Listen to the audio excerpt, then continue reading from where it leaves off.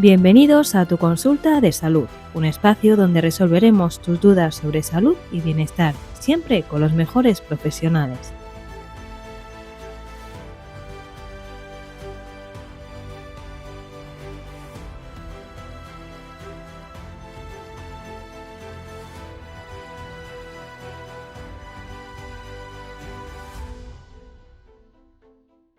Bienvenidos a tu consulta de salud. Hoy abordaremos un tema esencial: la crianza de niños y adolescentes.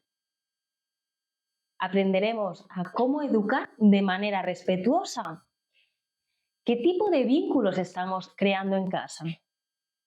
Y para todo esto me acompaña la psicóloga general sanitaria Jessica Figueroa Escamilla del Centro Psicoalmería para analizar los principales retos, estilos de apego y claves prácticas para una crianza consciente. Bienvenida, Jessica. Muchas gracias, Verónica, por invitarme nuevamente. Pero antes de continuar, tenemos que ver las estadísticas actuales. Dentro de estadísticas.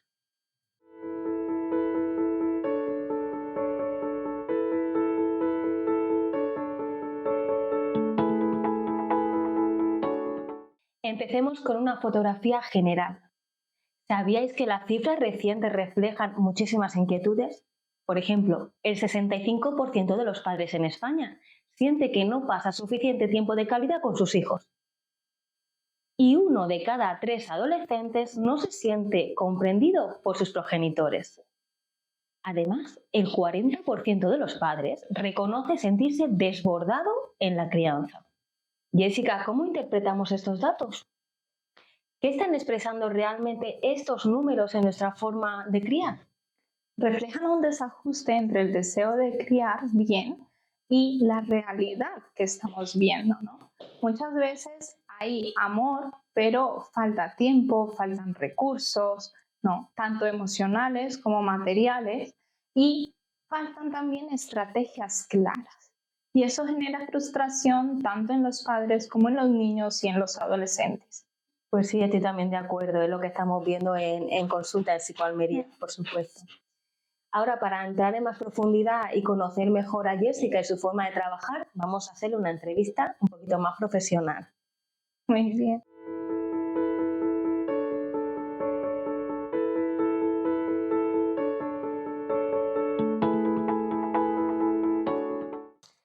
Hemos querido dedicar un espacio central a conversar a fondo con nuestra invitada Jessica Figueroa sobre esa crianza, adolescencia y prevención emocional desde la familia.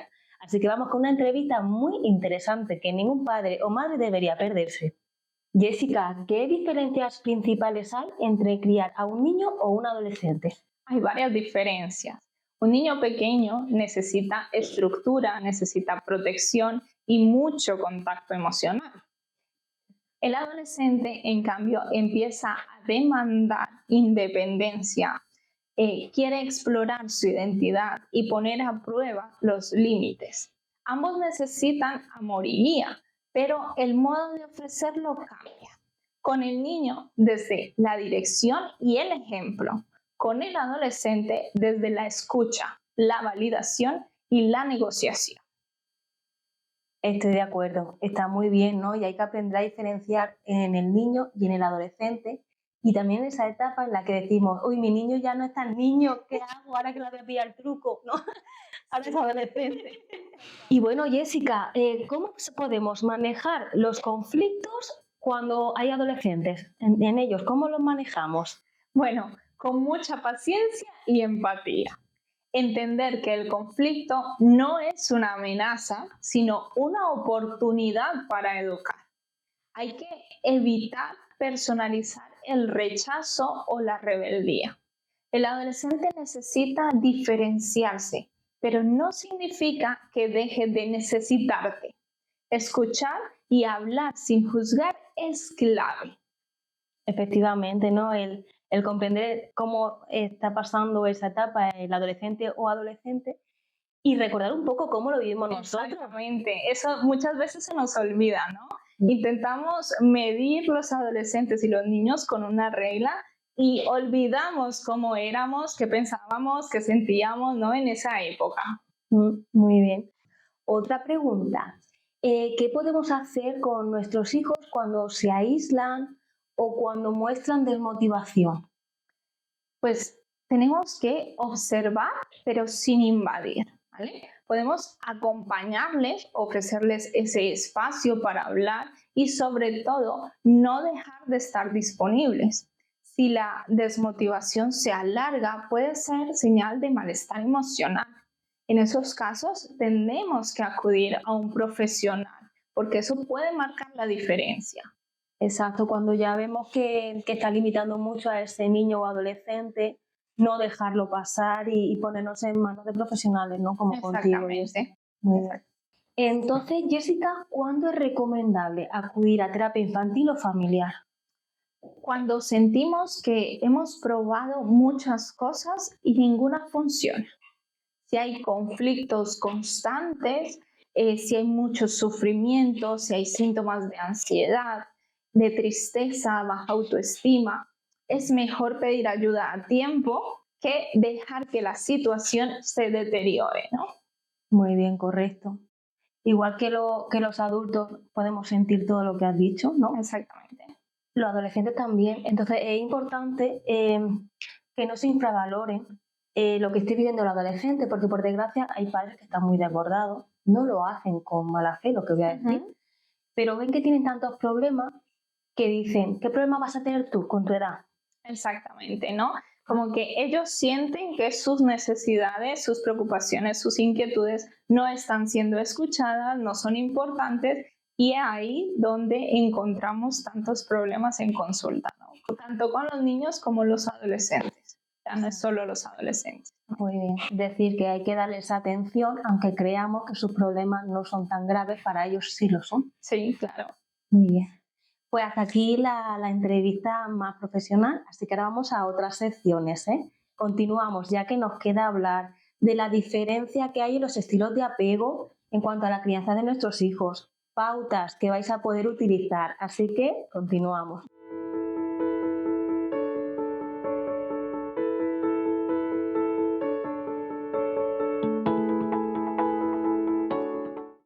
Ahora vamos a hablar de los problemas más frecuentes, porque cuando hablamos de crianza lo hacemos muchas veces desde el ideal, ¿no?, que tenemos, pero la realidad es otra. Nos encontramos con cansancio, dudas, contradicciones y mucha frustración. Y a veces con un no sé si lo estoy haciendo bien, esos frecuentes, esos pensamientos. Así que, Jessica, ¿cuáles dirías que son los principales problemas en los que se están enfrentando esas madres y padres cuidadores que nos están viendo hoy? Claro que sí. Lo primero que quiero decir es que no hay padres perfectos, ¿vale? Pero sí puede haber padres conscientes. Y eso implica reconocer que hoy, más que nunca, estamos criando en un mundo acelerado, exigente y muchas veces confuso, ¿vale? Diría que los grandes problemas actuales en la crianza se podrían resumir en 5 grandes retos. Falta de tiempo y conciliación es el primero, ¿vale? La mayoría de padres trabaja muchas horas, llega agotado a casa y aún así quiere ser paciente, presente, divertido y comprensivo. Pero eso no siempre es realista. Estoy de acuerdo, es así, ¿no? Y la culpa aparece enseguida, tenemos esa etiqueta de sentirnos culpables como padres porque queremos cumplir ese patrón ideal. Y viene ese pensamiento de no estoy haciendo lo suficiente, ¿no? Nos automachacamos. A mí misma también me pasa como madre, evidentemente, y eso cuesta. ¿Cómo gestionamos eso, Jessica? Validando que no podemos con todo, ¿no? Siendo conscientes de eso. No se trata de cantidad de tiempo, sino de calidad, ¿vale? 10 minutos de presencia real valen más que 2 horas con el móvil en la mano, por ejemplo. Pero también es importante que la sociedad acompañe. Sin conciliación real es muy difícil criar bien. Muy bien. En segundo lugar está el uso excesivo de pantallas y de tecnología, ¿no? Sí, además ese tema está en casi todas las conversaciones familiares y con amistades, ¿eh? El tema del móvil, la tablet, los videojuegos, ¿no? ¿Qué está ocurriendo con ese tema? ¿Qué nos puedes decir? Uf, es un tema muy complicado, ¿no?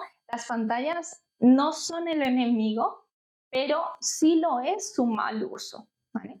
Muchos niños están aprendiendo a autorregularse con una pantalla en lugar de generar esos vínculos reales.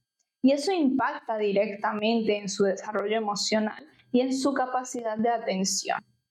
Además, muchas veces las pantallas incluso sustituyen la presencia del adulto, ¿no? Son una niñera digital. Y eso no solo limita la conexión, sino también fomenta ese aislamiento, esa dependencia, incluso esa ansiedad social, porque ya no se están exponiendo, esos vínculos que se creaban ya no están. Exacto, entonces no se trata de prohibirlo por completo, ¿no? Sería otra pauta. No, se trata de supervisar, de establecer límites claros y sobre todo de ofrecer alternativas reales, ¿no?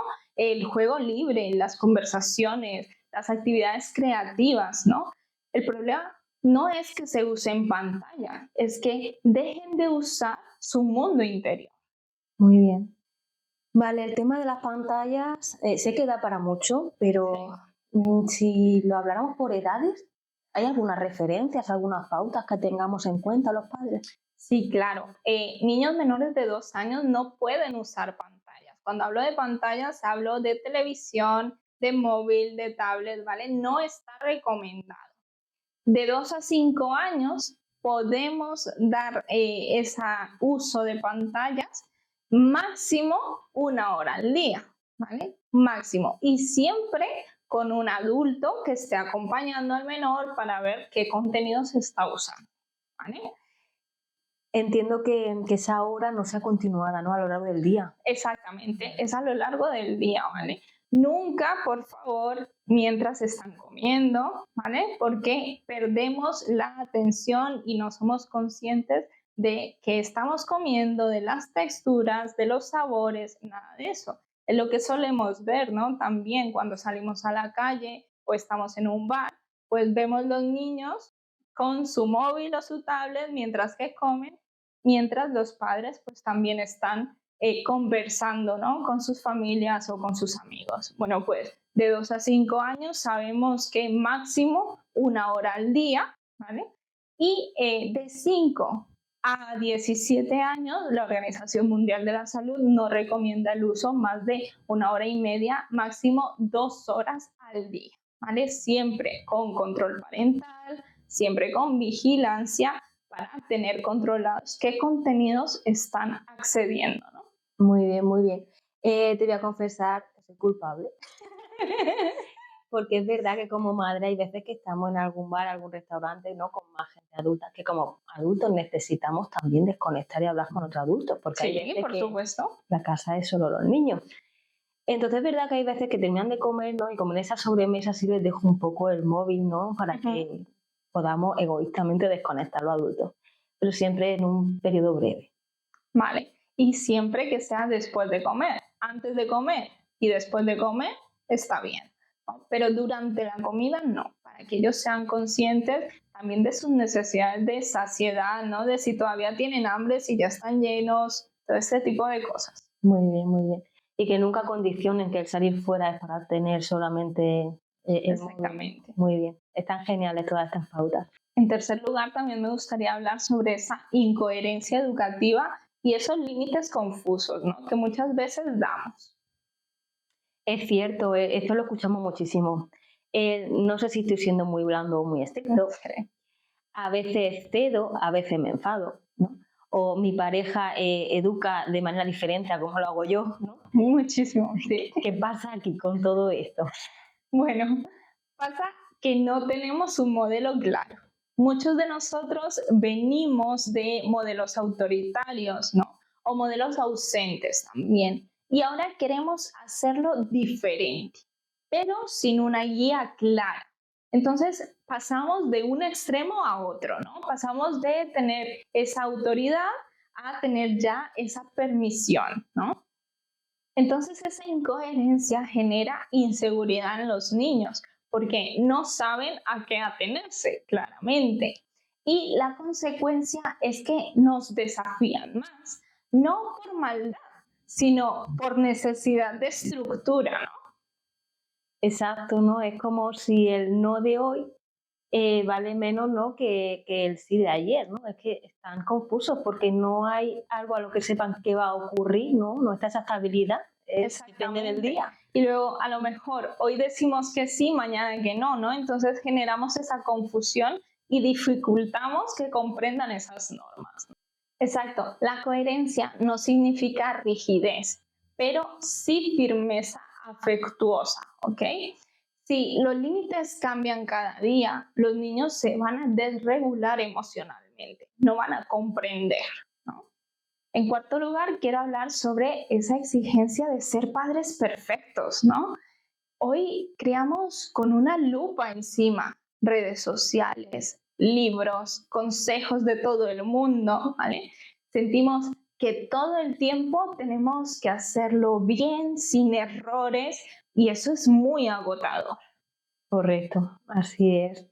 ¿Qué le dirías a esos padres, a esas madres que sienten que no llegan con todo?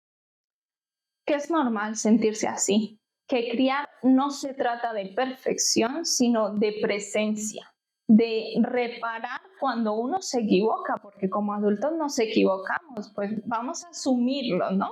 Los errores también nos educan. Y entonces, sobre todo, tenemos que aprender a gestionar esos errores con humildad, ¿no? Y en quinto lugar, me gustaría hablar de un tema que es fundamental y es la falta de educación emocional que tenemos los adultos, ¿no? Pues sí, y seguramente este sea un gran ausente en muchísimas familias, ¿no? Hemos dejado muchas veces la emoción un poco de lado. ¿Cómo enseñar a gestionar las emociones, a poner palabras a lo que sentimos, tanto como adultos, para enseñárselo a nuestros hijos también? Exacto, tal cual. Nos preocupamos mucho por lo académico, por el comportamiento, pero muy poco por el mundo emocional. Eso lo dejamos de lado, ¿no? ¿Qué pasa cuando un niño se enfada, se frustra, cuando un niño llora, ¿no? ¿Cómo lo acompañamos en esos momentos? Sí. Muchas veces se castiga directamente la emoción. No llores, ¿no? No te pongas así. Eso no es para tanto. Pero eso enseña al niño es a reprimir la emoción y no a comprenderla para que la pueda gestionar, ¿no? Sí, me gustaría incluso que se reflexionara en esto, ¿no? Cuando has tenido esa vivencia con tu hijo o hija, en el que sin darte cuenta le invalidas emocionalmente, no llores, que no es para tanto. Piensa qué le dirías a un adulto si eso ocurriera. Exactamente, no sería el mismo mensaje, No. desde luego que no, ¿no? Vemos a un adulto llorar y tendemos, ¿no? a intentar aliviar ese dolor, ¿no? A darle un abrazo, pero con los niños no, volvemos a lo que dije antes, Sí. lo medimos con una regla que ni siquiera nos medimos nosotros como adultos. Efectivamente. Voy a aprovechar este momento para poneros un vídeo muy interesante de lo que estamos hablando, ¿no? Que es, no quiero explicar mucho más, prefiero que lo veáis primero. Sí. Venga, dentro vídeo. Hola. Hola. Vaya, pero qué ojitos más bonitos tienes. ¿Cómo te llamas? ¿No te comes eso? No. Oye, si quieres pedimos la cuenta. No entiendo entonces para qué te lo has pedido. ¿Pero tú qué eres? ¿Tonto? ¿Y ahora por qué lloras? Madre mía. Hola. Hola. ¿Ocurre algo? ¿Pero qué ha pasado? No, ¿Por qué? no podemos ir cada vez que lloran. Luego se malacostumbran. Que lo quites. Un momento, un segundo. ¡Ya está bien!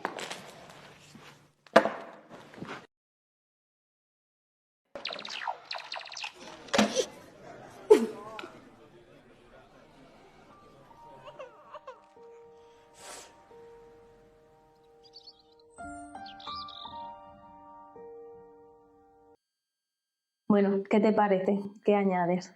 Justamente lo que estábamos hablando, ¿no? Nos choca ver este video porque no reaccionaríamos así, ¿no? Lo común es atender la necesidad del adulto, ¿no? Ver qué le está pasando, afecta a nosotros también emocionalmente esas emociones que percibimos, pero sin embargo con los adolescentes y con los niños lo hacemos continuamente, ¿no? Machacamos, juzgamos, pedimos muchas cosas que ellos muchas veces no son capaces de dar, ¿no? Exacto, y tenemos normalizado esa forma de tratarles en casa.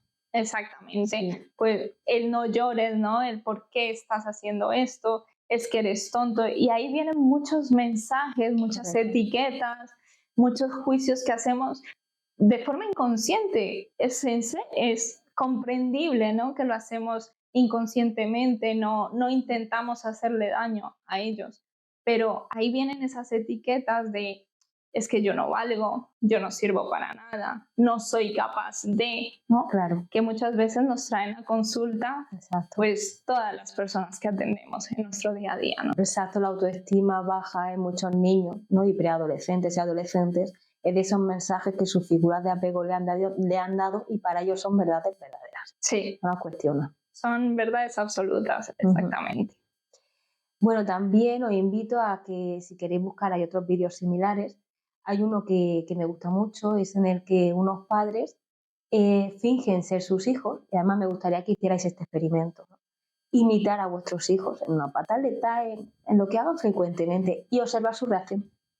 Ellos no os van a regañar, ellos van a abrazar, os van a dar besos, os van a intentar consolar.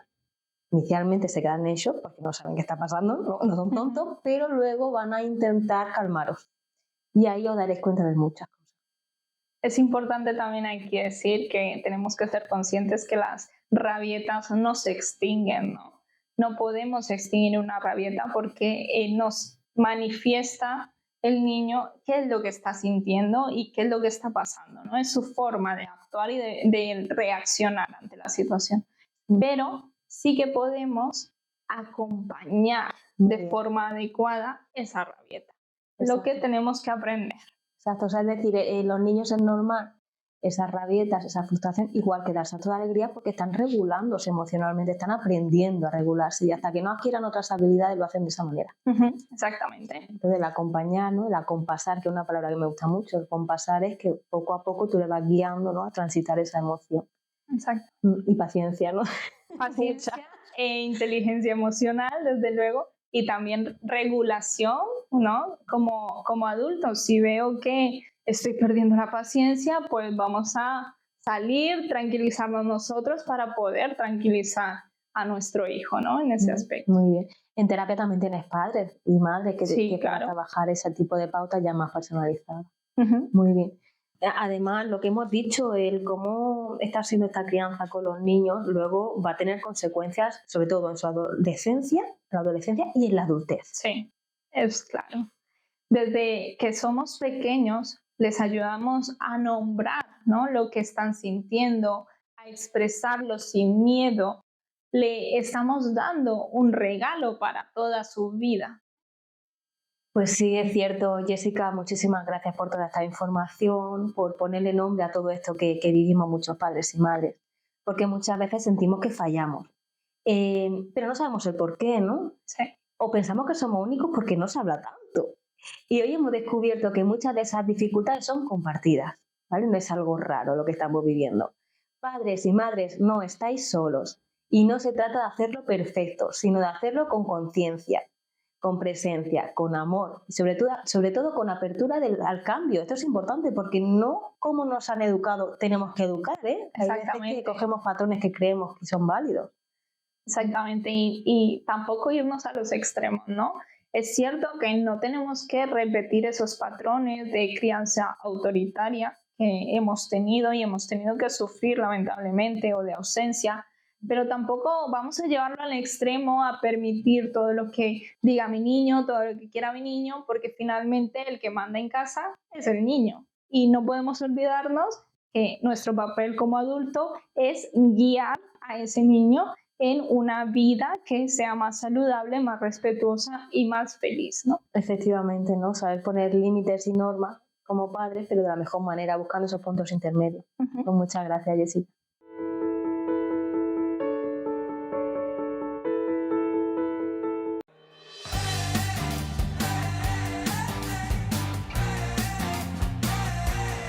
Elige tu ando, alista tu equipo, la batalla está a punto de comenzar. Un entorno realista, misiones desafiantes. ¿Tienes lo que se necesita para sobrevivir? Para niños, adultos, amigos y familias, sin distracciones. Solo tú, tu equipo y la adrenalina. Paintball Supervivientes en Hergal, a solo 20 minutos de Almería. Vive la experiencia y demuestra que eres el mejor. Reserva ahora y únete a la batalla. Visítanos en www.paintballsupervivientes.es o para reservar tu día Pinball, llámanos al 615-188-550. Paintball Supervivientes, acción de película.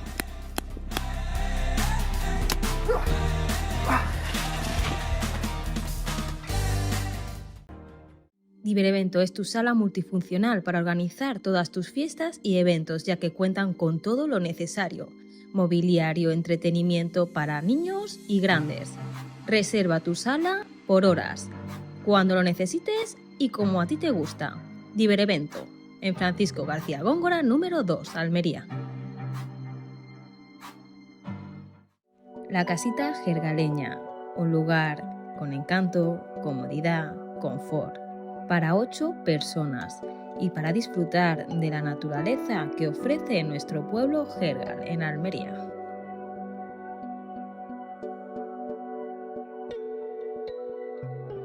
Buenas, me habéis pillado leyendo mi nueva novela, La herencia oculta. Una novela donde se engloba la historia, la ficción, donde la vida de Ethan se entremezcla con el legado pasado de su abuelo. Si queréis disfrutar de una buena novela, no dudéis en adquirirla. Podéis comprarla en el comercio, en el oráculo de Enro, situado en carretera Ronda 202, o en nuestra página web, laherenciaoculta.com.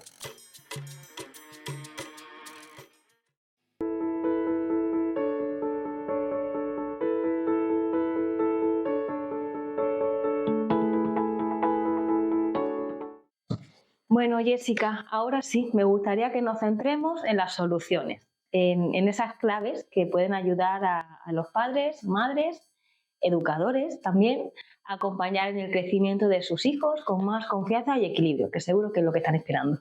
Claro que sí. Además, sé que te has preparado un enfoque muy bonito, precioso, ¿no?, que se llama Criando con Conciencia, ¿no? Esa crianza consciente. ¿Nos cuentas en qué consiste? Claro que sí, Verónica. Creando conciencia nace de una necesidad urgente, ¿no?, que es parar, observar y educar con sentido. Es una invitación a mirar la crianza como un acto profundo de amor y de responsabilidad, donde el objetivo no es controlar, sino acompañar, ¿no? Para eso, hoy quiero centrarme en 3 pilares fundamentales que pueden transformar la relación con vuestros hijos, ¿no? Autonomía, límites saludables y comunicación efectiva y afectiva. Fomentar la autonomía y la responsabilidad es el primer pilar. La autonomía no empieza en la adolescencia, comienza desde los 2 o 3 años, cuando permitimos colaborar, permitimos equivocarse, tomar decisiones a esos peques, ¿no? Algo tan sencillo como dejar que guarden sus juguetes, lleven su ropa sucia al cesto o pongan la servilleta en la mesa, ya está construyendo su autoestima. Pues sí, aunque muchas veces como padres, por ahorrar tiempo, ¿no?, lo hacemos nosotros. No es vaguería, es que vamos tan acelerados y tan agobiados. Quitamos esas oportunidades de crecimiento, ¿eh? Sí. ¿Verdad que sí? No es solamente por comodidad, ¿no? Es que muchas veces los adultos tenemos esa prisa que comentas, o incluso miedo a que no lo hagan bien.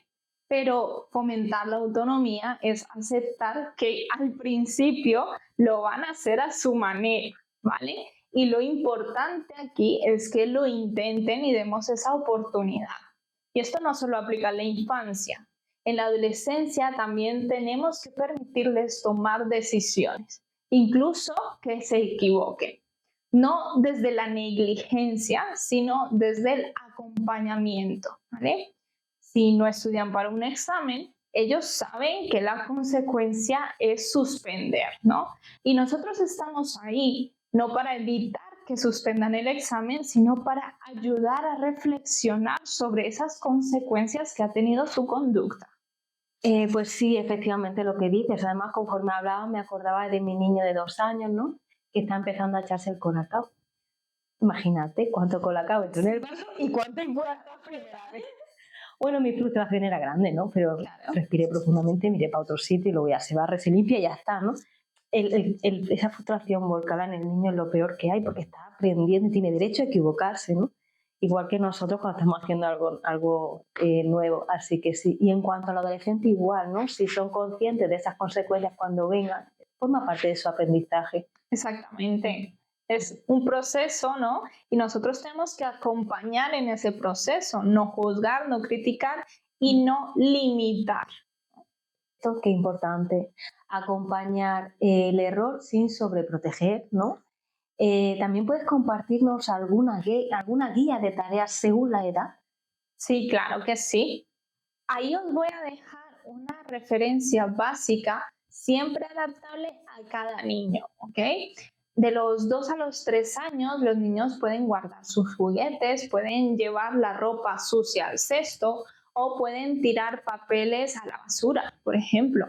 De 4 a 5 años tienen que estirar la manta, vestirse, poner servilletas en la mesa y quitar el polvo de las superficies bajas. De 6 a 7 años, los menores tienen que hacer su cama solos, ordenar su habitación, barrer pequeñas zonas y prepararse su mochila para el cole. De 8 a 9 deben preparar ensaladas, barrer, fregar suelos, ayudar a tender la ropa, por ejemplo, ¿vale? De los 10 a los 11 años, los niños tienen que limpiar su cuarto a fondo. Eso incluye limpieza de ventanas, de armario, etc. Y cocinar comidas sencillas, ¿de acuerdo? Y a partir de los 12 años ya pueden elaborar tareas de lavandería y cocinar platos más elaborados, ¿no? Sin supervisión en este caso. Esto vale oro, ¿no? Hay que dar autonomía. La autonomía no es soltar a la deriva, ¿no? Sino confiar y guiar. Así que está muy bien. En segundo lugar, me interesa dejar claro que tenemos que establecer límites que sean consistentes, ¿no? Vamos con otro gran tema, el tema de los límites, porque a veces tenemos ese temor a ponerlos por no parecer duros o cambiamos según el día, según cómo nos vamos sintiendo, ¿no? ¿Qué pasa cuando no están esos límites coherentes? Pasa que los niños y los adolescentes se sienten perdidos. Los límites no solo regulan la conducta, sino que también van a construir esa seguridad emocional. No poner límites es como dejar que un niño cruce la calle sin mirar, por ejemplo. No es libertad en ese caso, es abandono, ¿no? Entonces, los límites nos enseñan autocontrol, nos enseñan empatía, nos enseñan responsabilidad. Y hay que entender que decir que no también es amar, pero ese no debe ser firme y afectuoso a la vez. Nunca puede ser humillante. Pues sí. ¿Y cómo deben ser esos límites según la etapa de los niños? En la infancia, las reglas deben ser claras, deben ser breves y deben ser adaptadas a su comprensión. Pero sobre todo tienen que ser consistentes. Si hoy decimos no se grita, mañana lo permitimos porque estamos cansados, el mensaje aquí se pierde, ¿no? Se genera esa confusión. En la adolescencia, los límites van evolucionando y ya no se imponen, se negocian.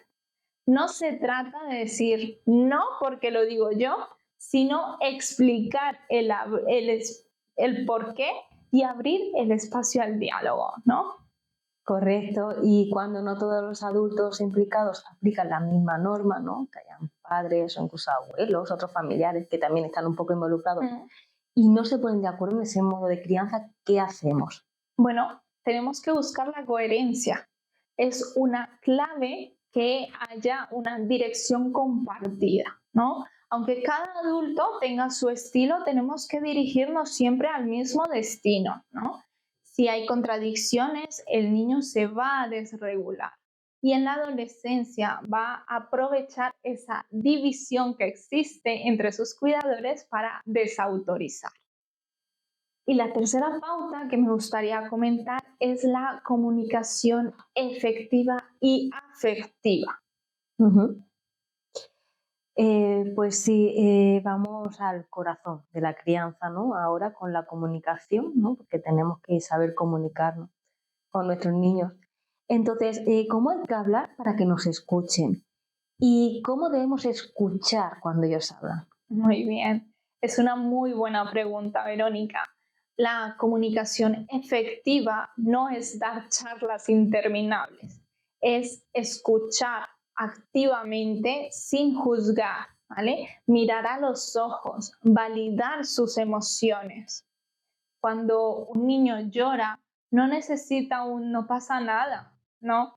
Necesita un entiendo que estés triste por esto, ¿no? Y eso calma mucho más que cualquier consuelo rápido. Pues sí, estoy de acuerdo, la verdad. Los niños necesitan eso. Voy a poner un ejemplo. Cuando un niño se cae, ¿no? Se tropieza y se hace un poco de sangre, aunque sea en la rodilla, lo primero que hacemos es intentar calmarlo, porque estamos viendo esa herida física. Exactamente. Pero las heridas emocionales no las vemos, entonces intentamos que pasen desapercibidas y no se les da la importancia que realmente tienen, ¿no? Y para ellos sí la tienen, están sintiendo exacto. Y en la adolescencia, ¿vale? ¿Cómo logramos que hablen con nosotros? Creando un espacio seguro, Verónica, ¿vale? Si cada vez que nos cuentan algo les soltamos una crítica o un sermón o una etiqueta de las que hablaba anteriormente, obviamente los menores van a dejar de hablar, ¿vale? Aquí hay dos herramientas poderosas, ¿no? La escucha activa y la empatía. No olvidemos cómo nos sentíamos nosotros a esa edad, ¿no? No minimicemos, no ridiculicemos, que es lo que muchas veces hacemos, ¿no? Además, hay un concepto fascinante y son las neuronas espejo, ¿no? Los hijos nos imitan, ¿vale? Si gritamos, gritan. Si resolvemos con calma, también van a aprender eso. Entonces, hay que aprender a usar esas neuronas espejo.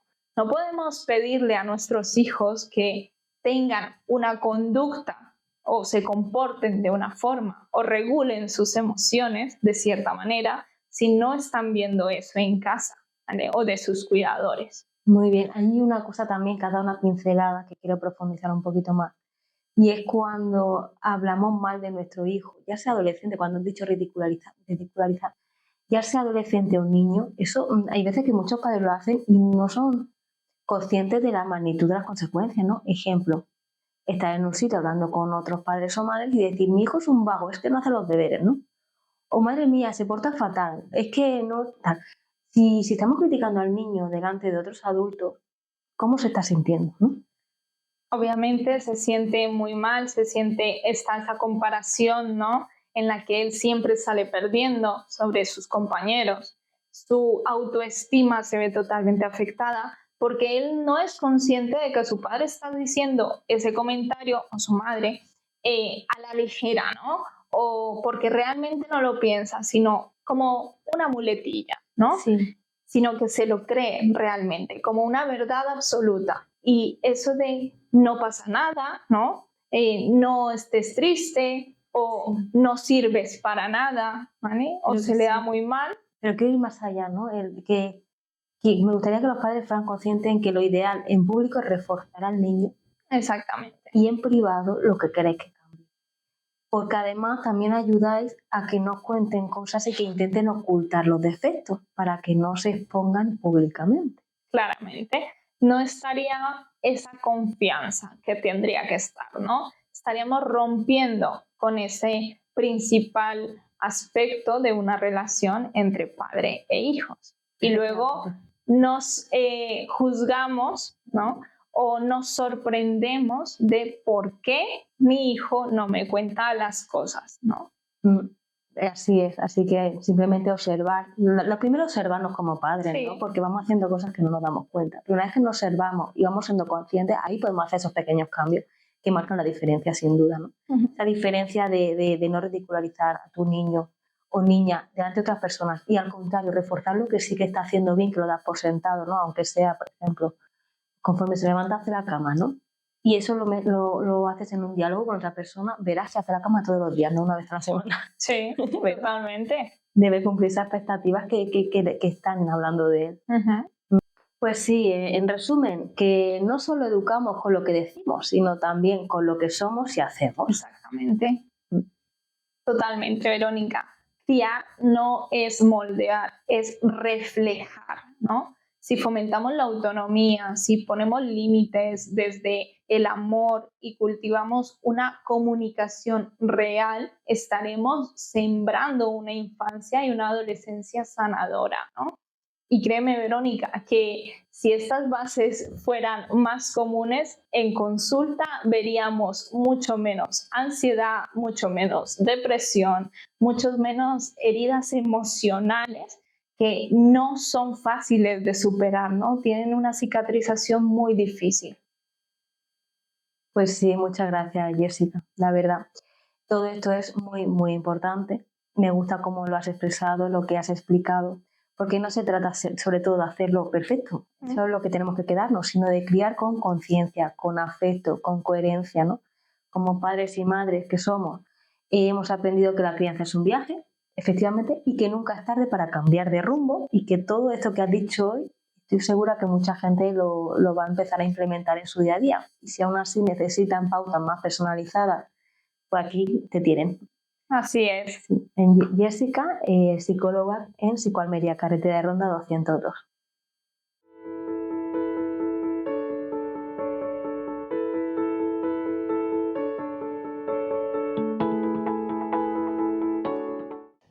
Muy bien, pues Jessica, hasta ahora hemos hablado de pautas, de normas, también de autonomía, ¿no? Sí. Pero hay algo también profundo, ¿no? Que está involucrado en todo lo que hemos hablado y estos son los estilos de apego, el vínculo emocional. Sobre todo lo importante, me gustaría que en esta sección hablemos ahora de esos tipos de apego que estamos creando con nuestros hijos y que nos expliques qué es exactamente el apego y por qué determina tanto la vida de una persona, ¿no? Luego en su fase adulta también. Uh-huh.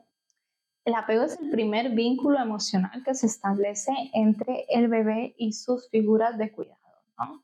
Es la forma en la que aprendemos a sentirnos seguros, a confiar en los demás, a relacionarnos emocionalmente.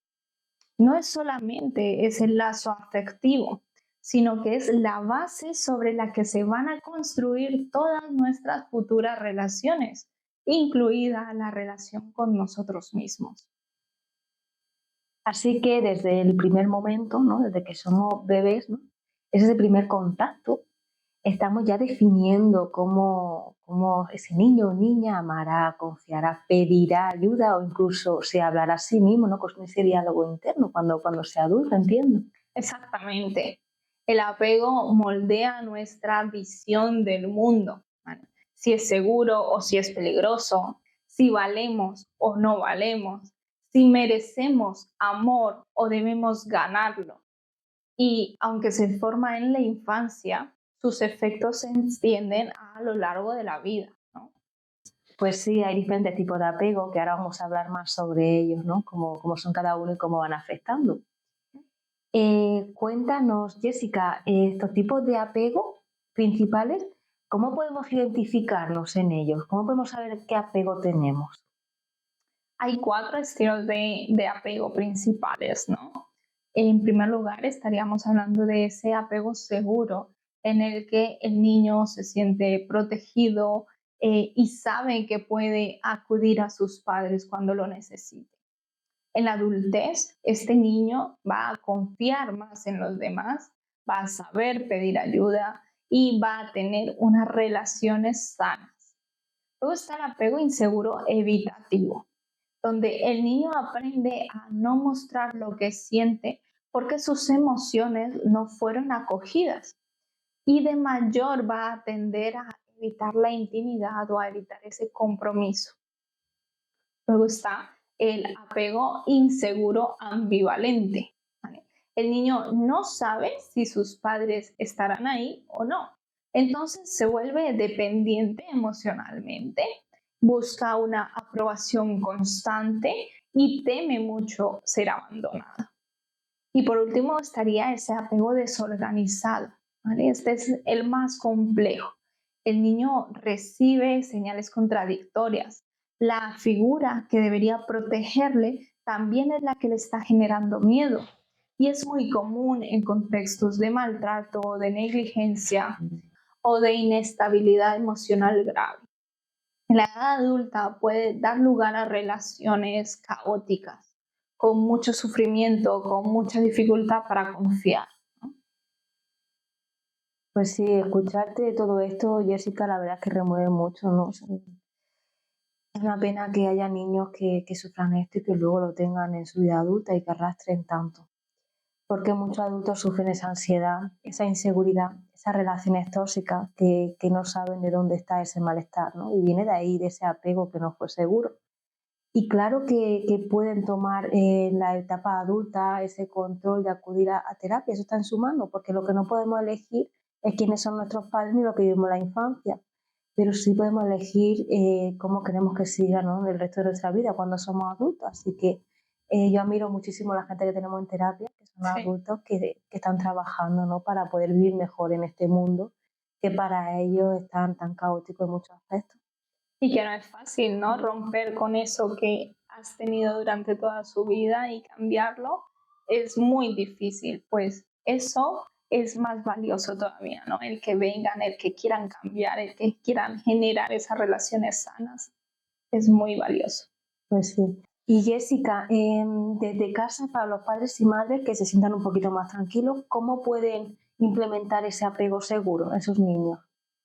No se trata de hacerlo perfecto, sino de ser emocionalmente accesibles. Escuchar, mirar, consolar, responder con coherencia. Cuando el niño sabe que puede contar contigo, aunque a veces te equivoques, se va a sentir seguro. Lo que más necesitan no es que nunca fallemos como adultos, sino que estemos emocionalmente presentes, que seamos esa base segura. Muy bien, estoy de acuerdo. ¿Y con los adolescentes? ¿Todavía estamos a tiempo de reforzar ese apego seguro si no ha sido del todo claro en la infancia? Siempre. En la adolescencia, aunque parezcan distantes, necesitan mucho el vínculo con sus padres, pero cambia la forma. Ya no se trata de esa protección física, sino de la protección emocional. Validarlos, respetarlos, no ridicularizarlos.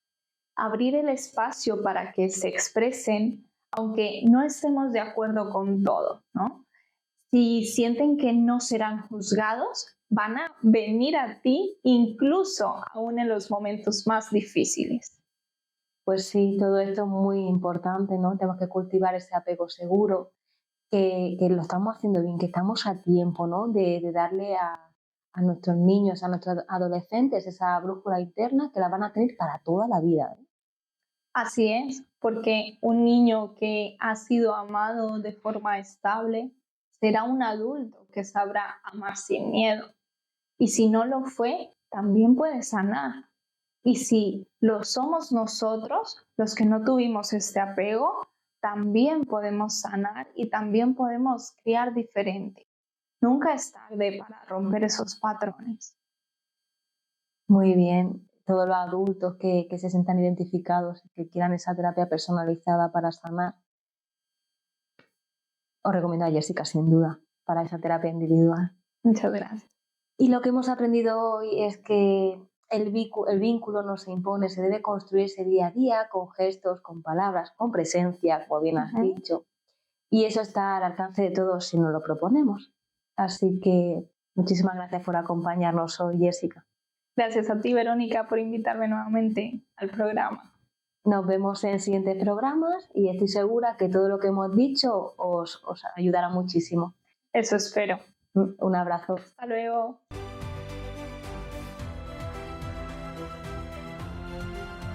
Tu consulta de salud, un espacio donde resolveremos tus dudas sobre salud y bienestar, siempre con los mejores profesionales.